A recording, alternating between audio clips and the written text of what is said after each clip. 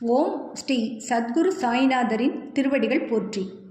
Hi friends, இந்த நாள் உங்கள் அனைவருக்கும் ஆசீர்வாதம் மிக்க நாளாக அமைந்திட இறைவனை வேண்டி வீடியோவுக்குள் அழைக்கிறேன். நாம் ஸ்ரீ சாயி சத்சரிதம் 36வது அத்தியாயம் சென்ற வீடியோவில் கோவாவிலிருந்து பாபாவை சந்திக்க இருவர் வந்ததும் அதில் ஒருவரின் தட்சிணையை மட்டும் பாபா பெற்றுக்கொண்டு மற்றவரிடம் பெற மறுத்ததையும், அதற்கான காரணம் அந்த நபர் மசூதி மாய்க்கு ஏற்கனவே கடன் பட்டிருந்ததால் அவளின் ஆணைப்படி அவரிடமிருந்து மட்டும் தட்சணை பெறப்பட்டது என்று விளக்கம் அளித்ததையும், அந்த நபர் தனக்கு ஒரு நல்ல வேலை கிடைத்ததும் தன் முதல் மாத சம்பளத்தை இறைவனுக்கு கொடுப்பதாக நேர்ந்து கொண்டு அதை செயல்படுத்தாமல் மறந்துவிட்ட நிலையில் பாபா தக்க சமயத்தில் அதை நினைவுபடுத்தி அவரிடமிருந்து மட்டும் தட்சணை பெற்றுக்கொண்ட கதையை கண்டோம். இதிலிருந்து நாம் வேண்டுதல் வைக்கும்போது அதை நிச்சயம் நிறைவேற்ற வேண்டும் என்ற உண்மையையும் தெரிந்து கொண்டோம். இந்த வீடியோவில் சென்ற வீடியோவின் தொடர்ச்சியை தான் பார்க்கப் போகிறோம். இரண்டாவது நபரின் கதையை தெரிந்து கொள்ள வீடியோவுக்குள் போகலாம் வாங்க.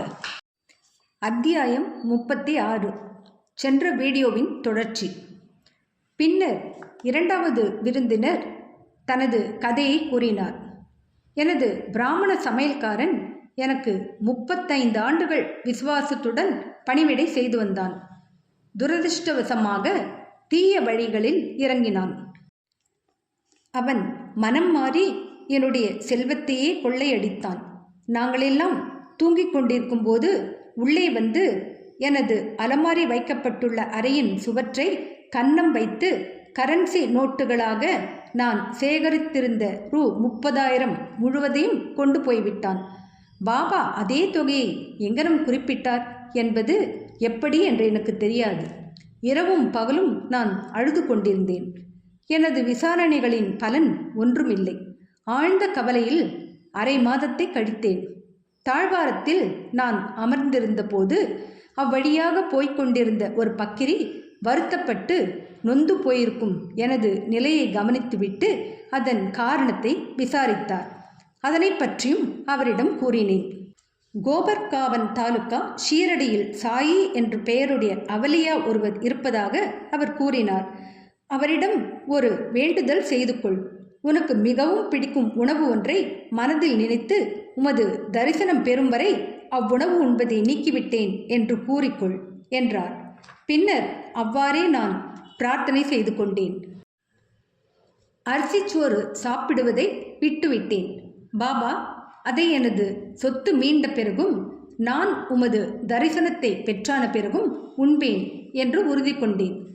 இதன் பின் 15 நாட்கள் கழிந்தன. அந்த பிராமணன் தானாகவே என்னிடம் திரும்பி வந்து எனது பணத்தை திருப்பி கொடுத்து தன் செயலுக்காக வருந்தி எனக்கு பைத்தியம் பிடித்து இவ்வாறு நடந்து கொண்டேன். இப்போது உமது காலடிகளில் என் தலையை வைக்கிறேன். தயவு செய்து மன்னித்தருளும் என்றான். இவ்வாறு எல்லாமே நலமாகவே முடிவடைந்தன. என்னை சந்தித்து எனக்கு உதவிய பக்கிரியை மீண்டும் காணப்படவில்லை. அப்பக்கிரி எனக்கு கூறிய சாய்பாபாவை காண வேண்டுமென்றே ஒரு தீவிர ஆர்வம் என்னுள் எழுந்தது. எனது வீடு வரை வந்த அப்பக்கிரி சாய்பாபாவை தவிர வேறு யாரும் இல்லை என்று நான் நினைத்தேன். என்னை காண வந்து எனது தொலைந்து போன பணத்தை மீண்டும் பெற்றுத் தருவதற்காக எனக்கு உதவி புரிந்த அவரா 35 ரூபாய் பெறுவதற்காக ஆர்வமாயிருப்பார்? மாறாக எங்களிடம் இருந்து எதையும் எதிர்பார்த்து கொண்டிராது எங்களை ஆன்மீக முன்னேற்ற பாதையில் அழைத்து செல்வதில் அவர் தம்மாலான முழு முயற்சியை எப்போதுமே செய்கிறார். திருடப்பட்ட எனது சொத்து மீண்டும் கிடைத்தவுடன் நான் பெருமகிழ்வுற்றேன். அந்த மயக்கத்தில் எனது வேண்டுதலையெல்லாம் மறந்துவிட்டேன். பின்னர் நான் கொலபாவில் இருந்தபோது ஒரு நாள் இரவு கனவில் சாய்பாபாவை கண்டேன். இது நான் ஷீரடிக்கு வருகிறேன் என்று எடுத்திருந்த பிரார்த்தனையை எனக்கு நினைவூட்டியது. அதனால் கோவாவுக்கு சென்று அங்கிருந்து கப்பலில் பம்பாய் வழியாக ஷீரடிக்கு செல்ல விரும்பினேன்.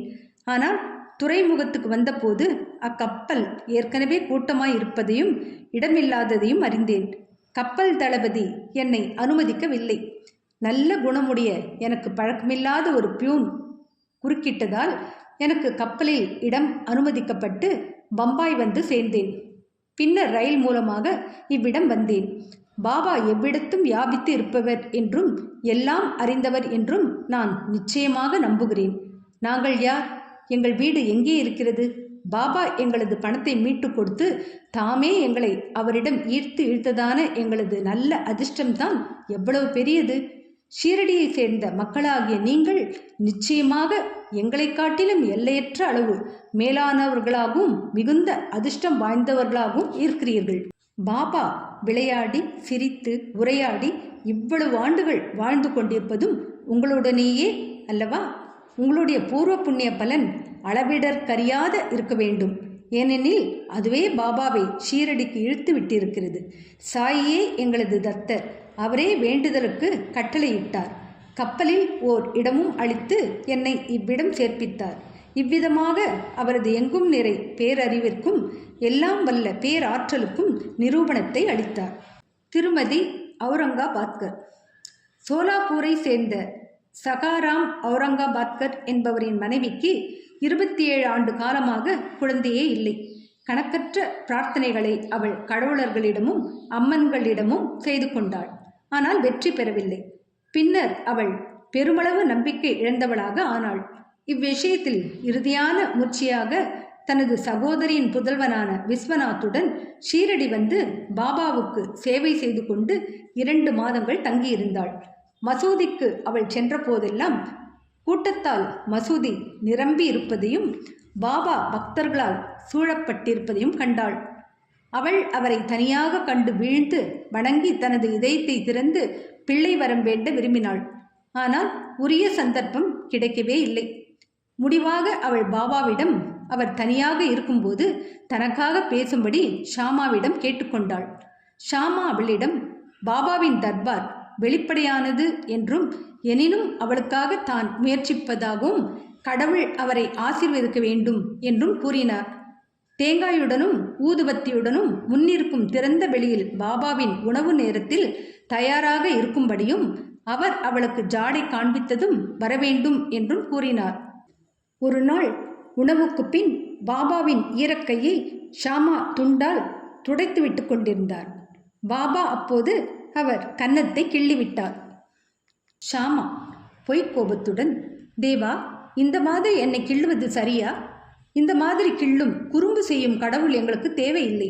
நாங்கள் உங்களையே சார்ந்து இருப்போர் அல்லவா? இதுதான் எங்களது நெருக்கமான உறவின் பலனா?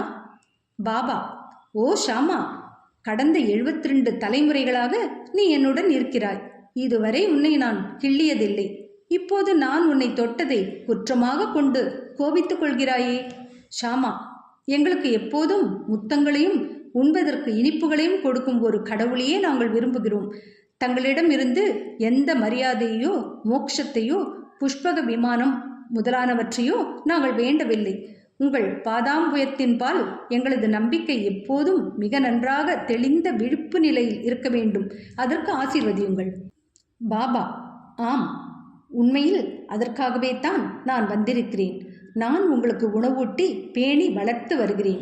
உங்கள் மீது அன்பும் பாசமும் பூண்டிருக்கிறேன். இதன் பின்னர் பாபா தமது இருக்கையில் போய் அமர்ந்தார். ஷாமா அப்பெண்மணிக்கு ஜாடை செய்தார். அவள் மேலே வந்து வணங்கி தேங்காய் ஊதுபத்தி இவைகளை பாபாவிடம் அளித்தார். பாபா அந்த முற்றல் தேங்காயை ஆட்டினார். அதனுள் இருந்த பருப்பு உருண்டு சப்தம் செய்தது. பாபா, ஷாமா, இது உருளுகிறதே, என்ன சொல்கிறது என்பதை கவனி. ஷாமா, இப்பெண்மணி இம்மாதிரியாகவே ஒரு குழந்தையும் தனது வயிற்றில் உருண்டு உயிர்ப்பு பெற வேண்டும் என்று வேண்டுகிறாள். எனவே அத்தேங்காயை தங்களது ஆசீர்வாதத்துடன் கொடுங்கள். பாபா, இத்தேங்காய் அவளுக்கு மதலை அளிக்குமா? இம்மாதிரி விஷயங்களிலெல்லாம் ஜனங்கள் எவ்வளவு முட்டாள்தனமாக போலி நம்பிக்கையுடனும் இருக்கிறார்கள். ஷாமா, தங்களது மொழி, ஆசி இவைகளின் சக்தியை நான் அறிவேன். தங்களது சொல் அவளுக்கு குழந்தைகளின் தொடரையே அளிக்கும். நீங்கள் விவாதித்து கொண்டிருக்கிறீர்களே தவிர உண்மையான ஆசையை அளிக்கவில்லை.